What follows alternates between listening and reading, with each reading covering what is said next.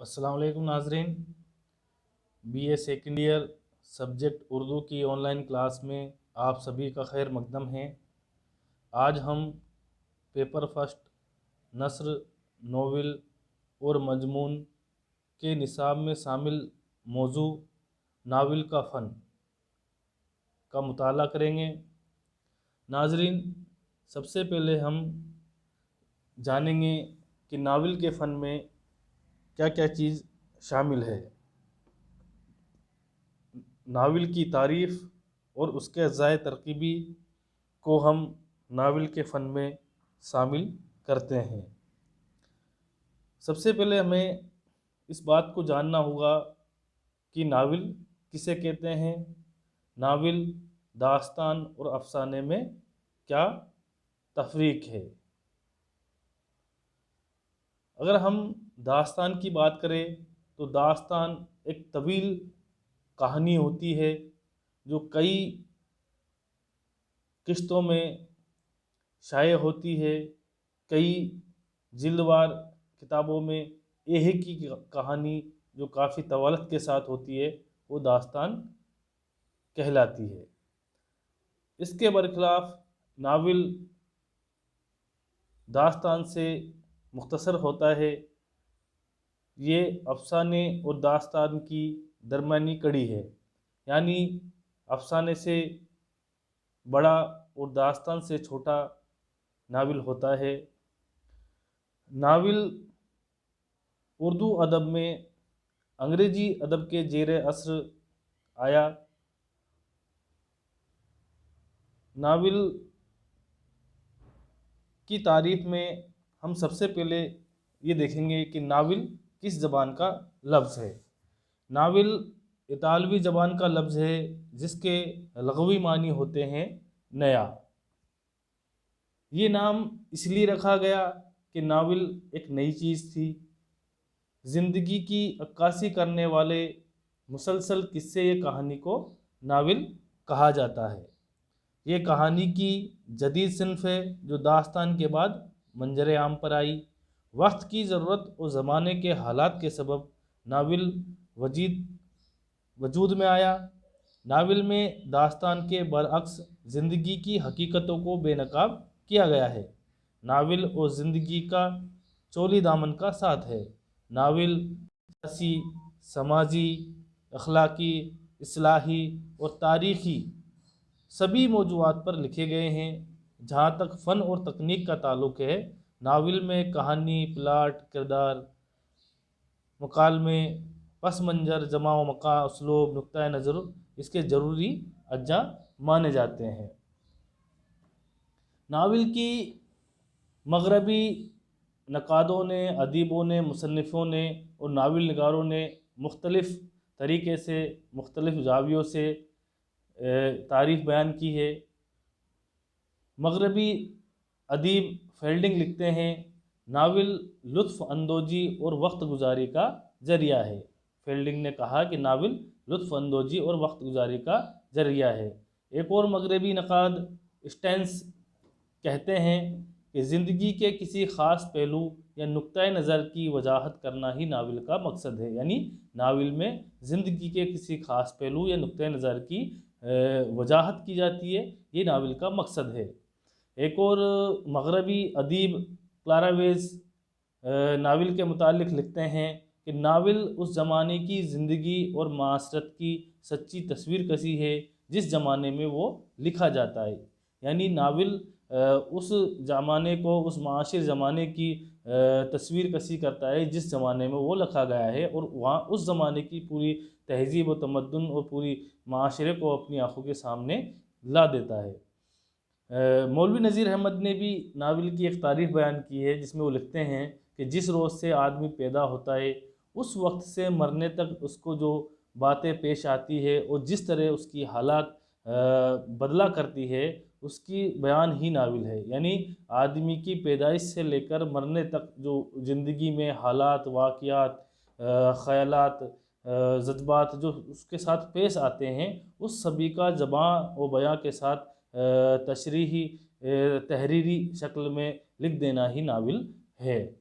اب ہم ناول کی ہم نے مختلف زاویوں سے مختلف انداز سے ناول کی تعریف کے بارے میں جانا کہ ناول ہم کسے کہتے ہیں، یہ کس زبان کا لفظ ہے اور اس کے کیا معنی ہے۔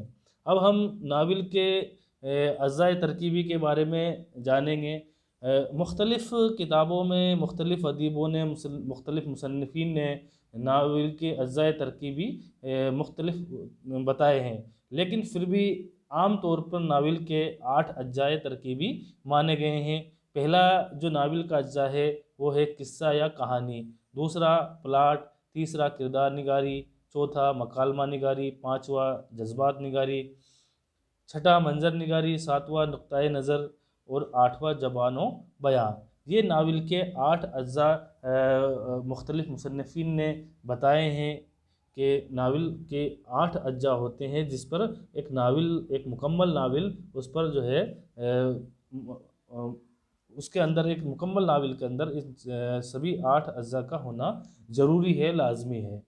تو ہم ناول کے جو یہ مختلف 8 اجزاء ترکیبی ہیں ان میں سب سے پہلے ہم پہلے اجزاء کے بارے میں ہم جانیں گے۔ ناول کا پہلا اجزا بولتے ہیں قصہ یا کہانی کو۔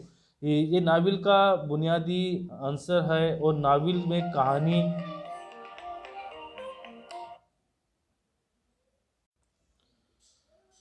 ناول کا بنیادی عنصر ہے۔ ناول میں کہانی ریڑھ کی ہڈی کی حیثیت رکھتی ہے، یعنی ناول میں کسی قصے یا کہانی کا ہونا ضروری ہے۔ جس طرح جسم کے اندر ریڑھ کی ہڈی ہوتی ہے، اسی طرح ناول کی کہانی یا اس کا قصہ بھی اس کی ریڑھ کی ہڈی کا حیثیت رکھتی ہے۔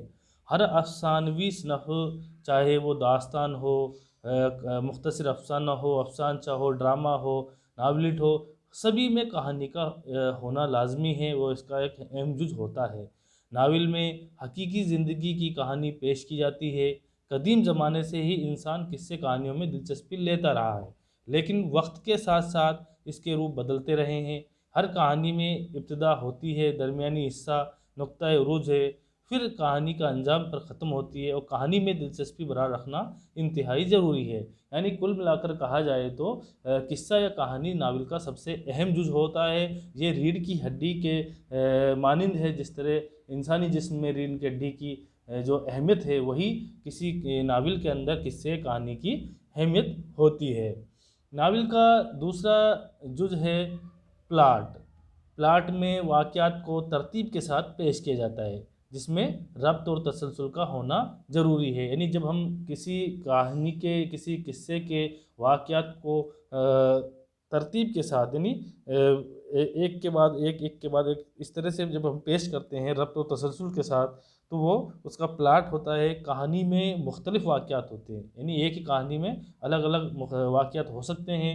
ایک واقعے کا دوسرے واقعے پر جو اثر پڑتا ہے اس کو ہم نمایاں کیا جاتا ہے۔ اور پلاٹ 2 طرح کے بتائے گئے ہیں، ایک مربوط پلاٹ ہوتا ہے، دوسرا غیر مربوط پلاٹ ہوتا ہے۔ مربوط پلاٹ میں غیر اہم واقعات اور کرداروں کو بڑے پیمانے پر پیش نہیں کیا جاتا، بلکہ ضروری اور اہم واقعات اور کرداروں کو ہی فوقیت دی جاتی ہے۔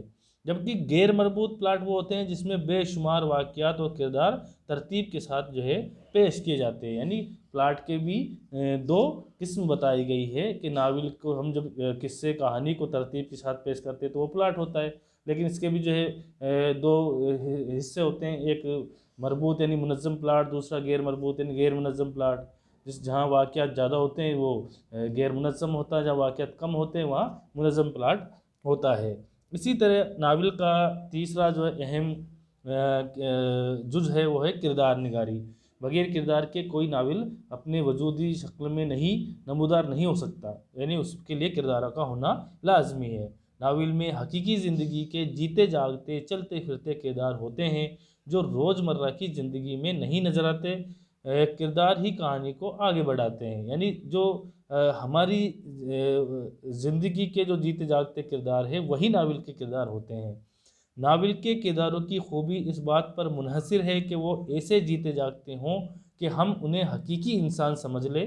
جیسے نذیر احمد کا ایک ناول ہے مرات العروس، اس میں اصغری و اکبری کا کردار ہے، توبۃ النصوح میں مرزا جاہر دیر بک کا کردار ہے، یا مرزا ہادی رسوا کے ناول امراؤ جان ادا میں امراؤ جان ادا کا کردار ہے۔ یہ سب حقیقی معلوم ہوتے ہیں، ان پر فرضی یا خیالی ہونے کا گمان بھی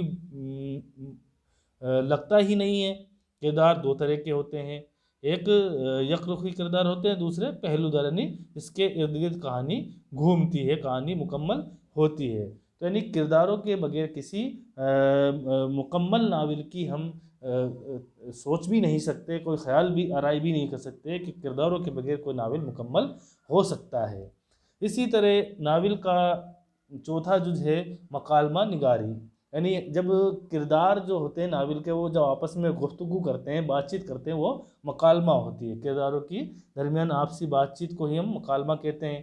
مکالمہ فطری کرداروں کے حسب مراتب ہونے چاہیے، یعنی جیسے کردار ہو ایسے ہی مکالمے ہونے چاہیے۔ کردار جس حیثیت اور طبقے سے تعلق رکھتا ہے اسی کے مطابق مکالمے ہونے چاہیے۔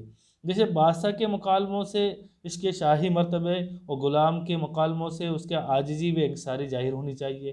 اعلیٰ، متوسط اور ادنیٰ سبھی طبقے کے کردار کہانی کا حصہ ہوتے ہیں، اس لیے ناول نگار کو ایک اچھے مکالمے لکھنے کے لیے زبان و بیان پر قدرت کا ہونا بھی ضروری ہے۔ یعنی مکالمہ نگاری بھی جو ہے ناول کا اہم جز ہے، جس کے بغیر ہم ناول کو مکمل صورت کو ہم بیان نہیں کر سکتے۔